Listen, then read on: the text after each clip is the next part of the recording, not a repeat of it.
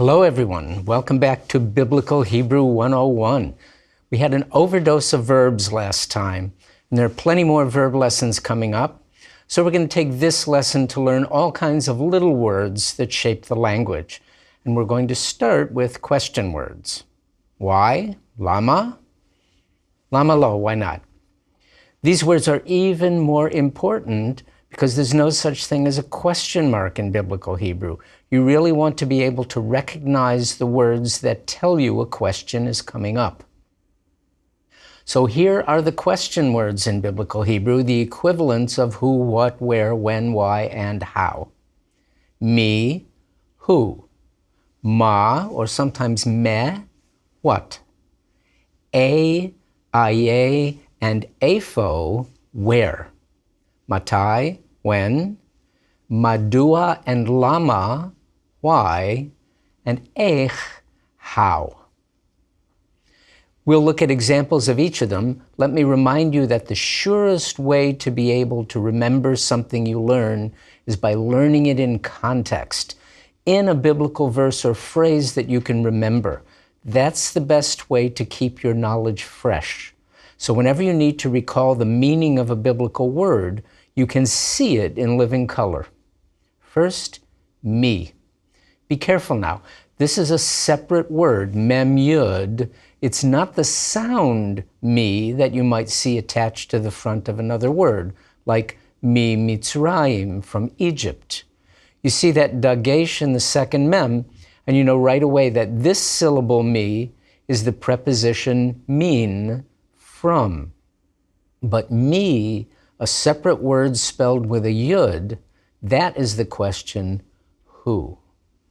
And not the relative pronoun who, the boy who cried wolf, but who, the question. You remember in our last episode, Ha'adam, the man, hid among the trees of the garden. God found him, obviously. Vayomer, and said to him, Vayomer, Mi higid lecha ki erom ata. Who told you that you were naked? Erom, naked. Higid, he feel, nun gimel dalet, third masculine singular perfect, told, lecha, to you, mi higid lecha, who told you, mi higid lecha. Or, when Abraham's servant meets Rebekah in Genesis 24:23, bat mi'at, daughter of whom you. Bat in construct with me. Whose daughter are you? Bat mi'at. Next, ma. From our same story in Genesis 3, Vayomer Adonai Elohim la'isha, ma zot asit. Adonai Elohim said to the Isha, the woman, what is this, mazot, asit, that you have done, that you did? Asa, he did, asiti, I did, asita, masculine singular, you did, asit, you feminine singular did. Notice that mazot does not have a kamatz, but a patach and a dagesh in the first letter of the next word. It's ma with a kamatz, but it's really punctuated pretty much like the definite article. And lama, as you remember from the top of this episode, for what? Perque, pourquoi, pachimu, farvos. Lama is one way to ask why. Let's take a trip to Egypt and catch the Pharaoh after God prevented him from sleeping with Sarai. Once again, I'm going to ask you to take a little bit of a challenge. This is an extended passage, but it's full of things we've learned grammatically and some other things that we've seen even if we haven't focused on the grammar yet. Here we go. Genesis 12:18 and 19. Vayikra Pharaoh le'Avram, Pharaoh called to Abram. And Sarai have not yet had their names changed to Abraham and Sarah. Vayomer, Ma zot asita li? What is this you have done to me? Lama lo higadata li? Why did you not tell to me? Ki ishtecha hi, that she is your wife. Notice that he, the Hebrew word that means she, spelled with a vav here, the way it always is in the Torah, except for 11 times. It's got a cherek under the hey, so you can easily see that it's he and not who, but you do have to look carefully. It's Hebrew he, meaning English she. I realize that we're in Who's on First country here. Little kids that go to Hebrew school have a rhyme that says, me is who is he, and he is she. It's actually not at all confusing once you learn it. Be patient and you'll get there. And now back to our regularly scheduled program where Pharaoh is still angry at Abram, verse 19. Lama amarta, why did you say, achotihi, she is my achot, my sister. Once more from the edge. Vayikra Pharaoh le'Avram, vayomer, ma zot asita li? Lama lo higadata li, ki ishtecha hi? Lama amalta achotihi? Now here's your wife, take her and scram. Ma, what did you do? Lama, why did you do it?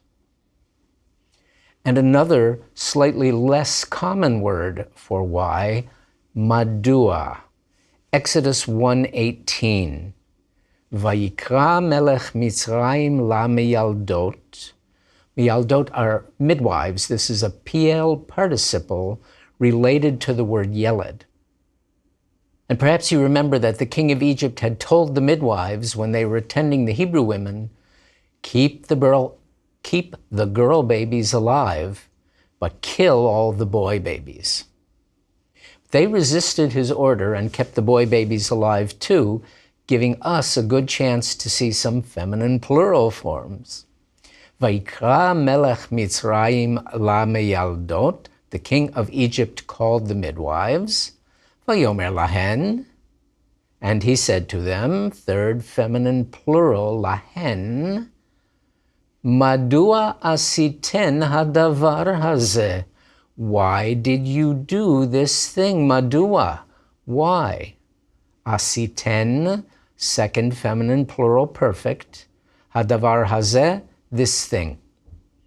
Here's another madua for us from Exodus 3:3. Vayomer Moshe, Moses said, let me go see et hamar'eh hagadol hazeh. Et, direct object marker, mar'eh, a noun from Resh Aleph Hey, to see, mar'eh, a sight, et hamar'eh hagadol hazeh, this great sight. And what was the great sight? Madua lo yiv'ar hasneh.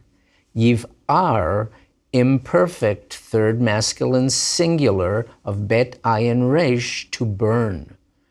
Third masculine singular because sneh, a bush, is a masculine noun. Madua lo yiv'ar hasneh. Why doesn't the bush burn up? Lama and madua both mean why. If there's any difference in meaning between them, it's too subtle for me. Next, matai, when. That's when, the question word. There are other ways to say when something happened. This is when if you're asking a question. Here's Jacob arguing with his father-in-law Laban in Genesis 30:30. You had very little when I showed up, but now, vayivarech Adonai otcha, the Lord has blessed you on my account. Ve'ata, that's ata with an ayin, now, matai e'eseh gam anochi leveti. When shall I too do, gam anochi e'eseh, leveiti, for my house. Matai e'eseh gam anochi leveiti. When am I going to make some money for my own household? Now, a quite unusual feature of matai. It appears 43 times in the Bible, and 29 of them, 2/3 of them, it's in the expression ad matai, until when. And ad matai is how you say in biblical Hebrew, how long, until when, ad matai. Sometimes that's all there is, as in Isaiah 6:11. Ad matai Adonai, how long, Lord? But you can use it with a verb too, as when God tells Samuel in 1 Samuel 16:1 to fire Saul and pick a new king. Ad matai ata mit'abel el Shaul. Mit'abel, a hitpa'el participle from the root aleph bet lamed, to mourn. How long are you gonna mourn? Ad matai ata mit'abel, for Saul el Shaul. Ad matai ata mit'abel el Shaul. Go to the house of Jesse the Bethlehemite. Ki ra'iti bevanav li melech. For I have seen, asiti I did, ra'iti I saw, bevanav among his sons, literally in them, bevanav, li melech, a king for me. Matai, when? Ad matai, how long? Well, as you perhaps know, Samuel anointed David as king while Saul was still on the payroll. Saul chased after them, and when he got to one of the places he thought they had been, Vayomer, Eifo Shmuel v'David. Where are Samuel and David? And that's our next question word, Eifo, where? Eventually Saul dies, David takes over, but Saul still has a living son. David finds a servant from the house of Saul, and in 2 Samuel 9:4, he asks this servant about Saul's son.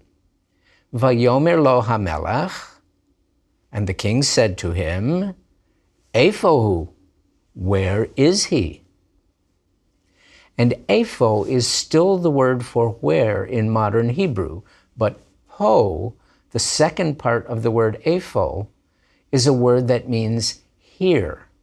The first part of eipho, the a all by itself, is also a word asking where. And it has a longer form, aye. Let's go back to Genesis 4, the story of Cain and Abel, for this one. We'll leave the killing off stage and go straight to verse 9. Vayomer Adonai el Cain, and the Lord said to Cain, where is your brother Abel? Vayomer Adonai el Cain, e hevel achicha.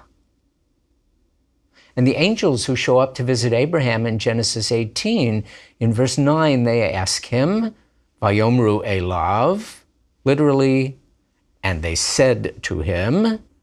Those dots over elav, by the way, are one of the mysterious features of the traditional Hebrew text. They're not vowels or punctuation marks. Where is your wife Sarah? Aye Sarah ishtecha. Ishtecha, your woman, your wife, but see the etnachta? This is the pausal form, ishtecha. Stop and take a breath, ishtecha. Now these words a and aye can also take pronominal suffixes. In Exodus 2, Jethro's daughters tell him a tall, handsome stranger has shown up at the well. And in verse 20 he says to them, Vayomer el benotav, and he said to his daughters, Ve'ayo, and where is he? Aye, with a third masculine singular suffix, ayo, where is he? and the famous question of God to Ha'adam in Genesis 3:9. Vayikra Adonai Elohim el Ha'adam, and the Lord God called to the man, Vayomer lo, and he said to him, Ayeka, where are you? We're used to seeing that second masculine singular suffix, ha, or sometimes with dagesh, ka, written with a final kaf, but the people who actually wrote the Bible did not get the memo. Sometimes they spelled it with a kamatz he, as in ayeka. Be flexible, don't let it freak you out. And finally, ech, how, or sometimes a longer form, echa. That's the first word of the book of Lamentations and the name of the book in Hebrew. How does the city sit solitary that was once full of people? Echa. But the shorter form, ech, is more common. Let's look in on Joseph in Potiphar's house again, and this time just after Mrs. Potiphar has made her move to seduce him. Genesis 39:9. Joseph asks, Ech e'eseh hara'ah hagdolah hazot. How can I do ech e'eseh, first common singular imperfect of asa, to do, how can I do hara'ah hagdolah hazot, this great evil? And David's famous phrase in his lament for Saul and Jonathan, 3 times in 2 Samuel 1, Ech naflu giborim. Remember it? Ech, how, naflu, third common plural perfect from nafal, to fall, giborim, heroes, mighty men. Not really a question so much as a lament like echa at the beginning of Lamentations. Ech naflu giborim. How have the mighty fallen? Ech naflu giborim. And there's one more extremely common way of asking a question in biblical Hebrew. Not every question, obviously, begins with who, what, when, or where. Sometimes we just want to ask, do you want to dance? But verbs cannot be amputated as easily in biblical Hebrew as they can in English. So how do you say, do you, am I, will they? The answer is that you say it with a prefixed letter he. When you prefix a he to a noun, it's usually the definite article and means the, but there's no such thing as the vayomer or the naflu. So be prepared to recognize the interrogative he. It's normally spelled like this, with a patach shva. But if the next letter of the word also has a shva, then that means the first 2 letters would both have a shva, and as you remember, that is illegal at the beginning of a word. So then the interrogative he drops its shva and just looks like this. And there are a few other rules that can change that vowel. Look in your course guidebook for them. For now, just remember that he with a patach shva can be introducing a question. Let's look at some examples. The first one in the Bible, and the most famous, was said by Cain in Genesis 4:9, just after God asked him, E hevel achicha, where is your brother Abel? And Cain said, Vayomer, lo yadati, I don't know. And then the big one, Hashomer achi anochi? You remember the verb shamar, he guarded or he kept. Shomer, the participle, can be used as a noun, meaning a guard or a keeper. It's in construct with achi, my brother, so it means the keeper of my brother. And finally, anochi, I. Shomer achi anochi, the keeper of my brother am I. But Cain didn't say that. He said, Ha shomer achi anochi? Question mark, The keeper of my brother am I? Something that could be a statement of fact, a perfectly straightforward sentence, but that hey at the beginning of it marks it as a question. Am I my brother's keeper? It can't be ha-shomer, the guard, or the keeper. That would be spelled this way. Hey with a patach and a dagesh in the next letter. That's the definite article ha.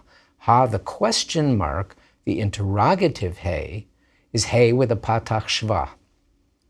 And once shomer is in construct, shomer achi, you know it can't have a definite article. Only the last word in the chain can be definite, achi, my brother. So the ha of hashomer achi has to be a question mark. So when that interrogative ha is on a noun, there will always be clues to let you know. Let's look at another example. You remember that the Lord God asked the man in the garden, Mi higid lecha ki erom ata? Who told you that you were naked? Question word me, who? But now listen to the follow-up question. Hamin ha'etz asher tziviticha levilti achol mimenu achalta? Levilti achol, to not eat. Achal, aleph kaf lamed, means he ate. Tziva means he commanded. Tziviti, I commanded. Tziviticha, I commanded you. Now let's get rolling. Min ha'etz, from the tree. Asher tziviticha, that I commanded you. Levilti achol, not to eat. Mimenu, that one's for you. Mimenu, from it. Achalta, you ate. But it's not a statement. It's ha min ha'etz, question mark, min ha'etz, from the tree that I commanded you not to eat of it, did you eat? And there's one more fun fact about interrogative hey, one more way of asking a question in biblical Hebrew that we have to look at. When you ask two questions in a row, and the first question is a ha question, you don't ask the second question with ha again. You start the second question with im. That's im with an aleph, the im that usually means if, not im with an ayin, the im that means with. When Joshua saw a man standing before him with a sword in his hand, he said to him, Vayomer lo, ha lanu ata, im litzarenu. Are you for us, halanu ata, im, or for our enemies? First question, halanu ata. Second question, im litzarenu. Another one. When God wanted to know what was in the Israelites' hearts, what did he want to know? Hatishmor mitzvotav imlo. Would you keep, tishmor, you will keep or you would keep, ha-tishmor, a question, would you keep, mitzvotav, his commandments, im, lo, or, second question, not. Ha-tishmor mitzvotav im lo. Two alternatives. So if you start a question with ha and you're going to ask another question, you start it with im. One more ha'im 1-2 punch, a famous one, is going to lead us to our next topic for today, how to say no. It's from Jeremiah 8:22. Hatzori ein begilad, im rofe ein sham. Is there no balm, no tsori in Gilead? Is there no physician there? Ha-tsori can't mean the balm. There's no dagesh in the tzadi. What there is a shva underneath it. A compound shva, but a compound shva is a shva. So there's no patach shva under the hey, just a regular patach, because you can't have two shvas in a row at the beginning of a word. And im for the second question. Is there no balm hatzori ein? Is there no doctor im rofe ein? And ein is the word that means there is not. Lo and ein are the two major ways in biblical Hebrew to say no or not. As a general rule, you use lo when you're negating a perfect or imperfect verb, and ein when you're negating a noun or adjective. When Cain said, I don't know, that's lo yadati. And in Genesis 37:24, when the other brothers threw Joseph into a pit, the pit was empty, habor reik, ein bo mayim. There was not in it water. There was no water in it. Ein mayim, no water, because water is a noun. Lo yadati, I don't know, because yada is a verb. Before we learn more about ein, I'm going to put on record two more negatives that are used with verb forms. We'll return to them when we learn those forms, but first, the one we've already heard, the special way that you negate an infinitive. Hamin ha'etz asher tziviticha levilti achol mimenu achalta? Le'achol, to eat. Levilti achol, to not eat. Le, with a shva in front of the bet, changes it from a B sound to a V, because bet is a beged kefet letter. You negate the infinitive with bilti, or le vilti. And second, a special way to negate the let it be form of the verb. Yehi or, let there be light. Al yehi makom, let there not be a place. Makom is place. When Naomi wants to tell her daughters-in-law not to follow her back to Bethlehem, she says, Al benotai, don't girls. Literally, don't my daughters. Let it not happen. Now back to ein, normally the way you negate a noun or adjective. When you hear and see that a, tsereyud, suspect a contraction of that sound, ayi, just like bayit, house, but beit, hamelech, the house of the king. Could ein be short for ayin? Yes, I mean no.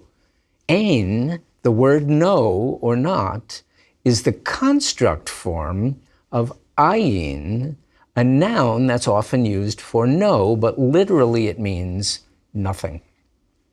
Careful now, ein and ayin, meaning no, are spelled with the letter aleph.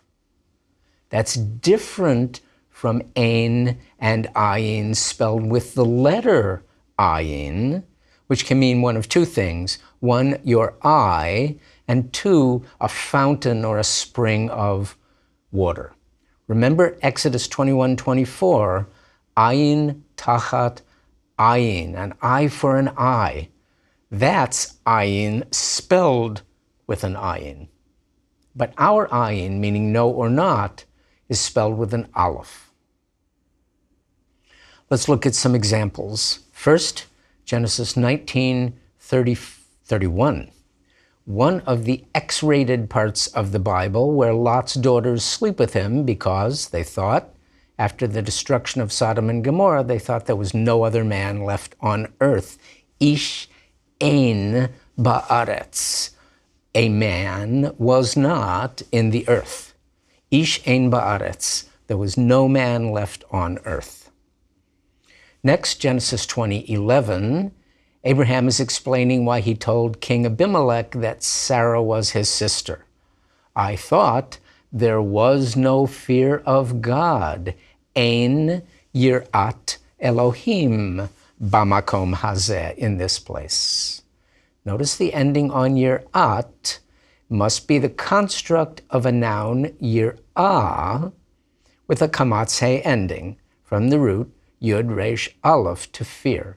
Ein yir'at Elohim, there was no fear of God. Where? Bamakom hazeh, in this place. And you can put the negative after the noun too, but once you put ein at the end of your phrase, you are pausing, and ein is going to revert to its absolute form. What was the Garden of Eden originally like? According to Genesis 2:5, Adam ayin. There was no human there. Adam ayin. The opposite of ein is yesh. There is or there are. Yesh is not a verb. It's not the verb to be. It's a noun like ayin.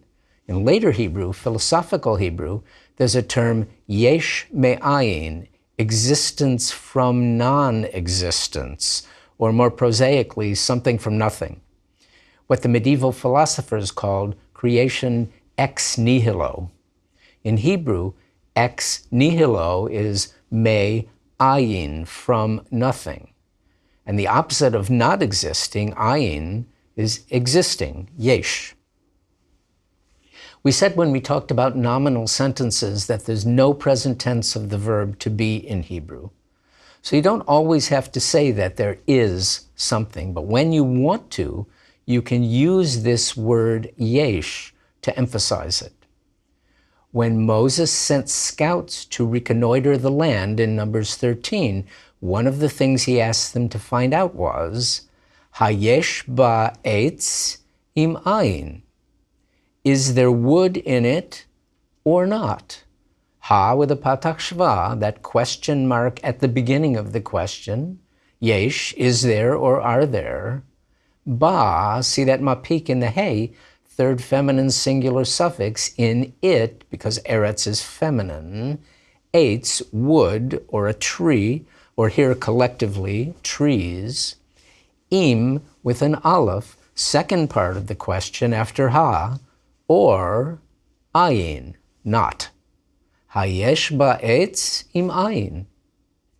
Are there trees in it, that land, or not? Hayesh im ayin, the two opposites. And both yesh and ein can take pronominal suffixes. When Reuben goes to the pit into which Joseph was thrown and finds it empty, he returns to his brothers, Echav, his brothers, and says to them in Genesis 37:30, Hayeled einenu, the boy is gone, ein enu, he is not. Meanwhile, Joseph's on his way down to Egypt, where he's going to tell Mrs. Potiphar, remember, Ech e'eseh hara'ah hagdolah hazot, how can I do this great evil? And what makes it so evil? Mr. Potiphar trusts Joseph so completely that Einenu gadol babayit hazeh mimeni. There is no one third-person masculine singular, Einenu, in this house, babayit hazeh, gadol mimeni, greater than me. The comparative form of the adjective, English bigger than, in Hebrew is big from. Gadol mimeni, big from me, equals greater than me. And we're going to finish today by looking at two verses from Genesis 4, the story of Cain and Abel.